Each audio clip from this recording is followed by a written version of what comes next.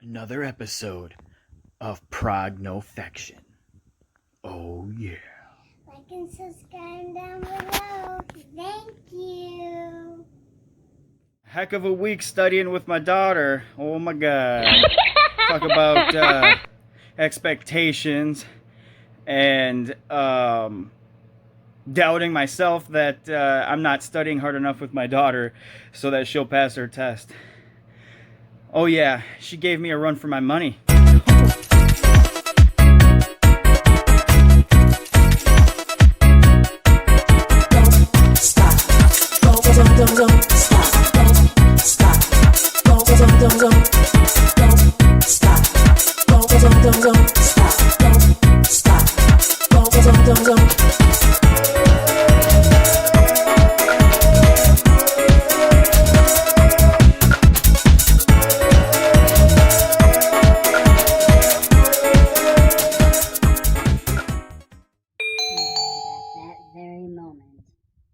I was turned into a frog for the rest of the night. Ribbit. Something as small as, having to fix stuff around the house, communicating with somebody.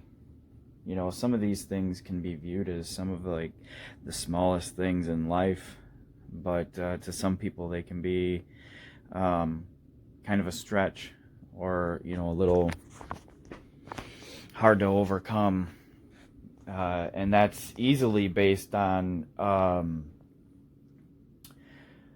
beliefs growing up, and how we experience certain things and events in our life that can I guess make us think certain ways and put expectations on certain outcomes, not even knowing them, obviously, and then getting ourselves stuck in a rut, all because of the thinking.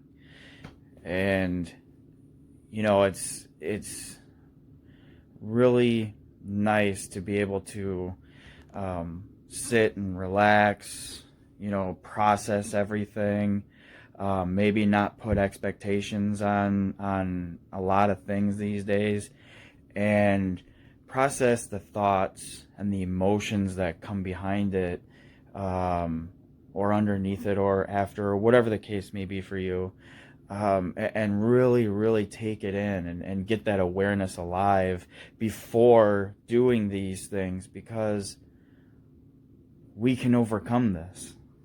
It's a beautiful thing when we get that opportunity to almost kind of challenge ourselves, when we're in that thinking, to say, okay, what am I doing to myself right now that is kind of destructive to my self-growth or something? What's causing this right now? And that anxiety, that little bit of, where our heart flutters a little bit, or that feeling in our stomach, with the fear, or whatever the case may be. Just recognizing that, and then taking a minute to process it and understand, okay, what is this? Why am I feeling this way? What's the origin of this belief system or anything? And be aware of it, and then be mindful of it, and move forward accordingly. Every day I'm doing homework with my daughter, and boy, have things changed with homework. I'm sure anybody can agree with that, from when we were growing up.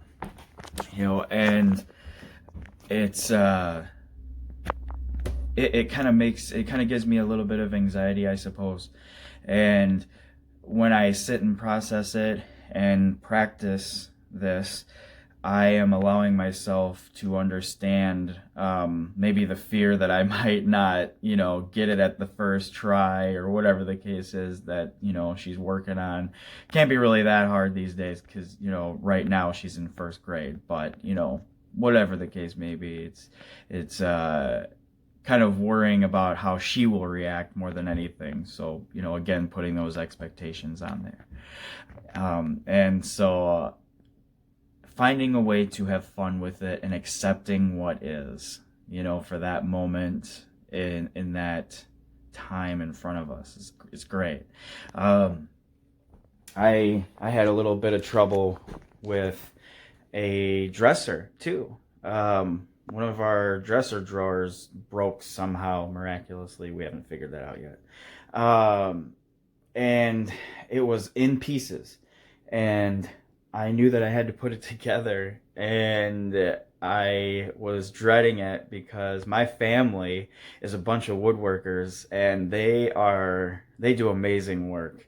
They really do. It must, run in our, genetics or something, but I always doubted myself when it came to that specific work, because I always thought I could never do, woodwork as good as my brother or my grandfather in Louisiana, because that's just something they've got, and I had so much self-doubt yesterday, so much fear and all that, like, oh man, I'm not going to be able to do this as good as them, and all this stuff. Well, and I recognized, after doing that for a good, probably 30 minutes or so, probably an hour even, I recognized the self-judgments that came from my old beliefs that I used to hold on to, of feeling like I wasn't good enough, or man, I should have paid attention to something, because then that would have never happened, or whatever,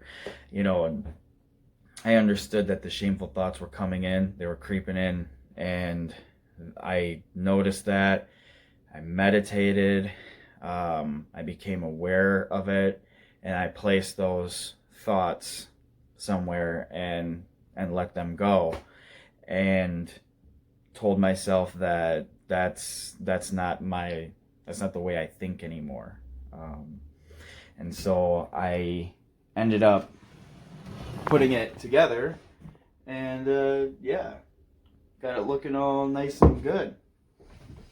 So still letting it dry, but it's those little things, and it's almost like I felt like I accomplished something huge, when really, it's just a dresser drawer.